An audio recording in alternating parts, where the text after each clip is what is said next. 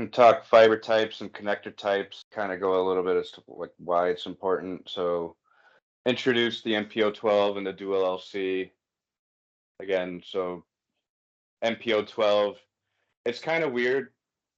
It's a 12 fiber connector. It's a 12 fiber cable.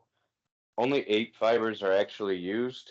Um, the middle 4 just kind of don't exist really, or are used at all. Built-in spares Yeah, just to keep the siblings apart from each other. right.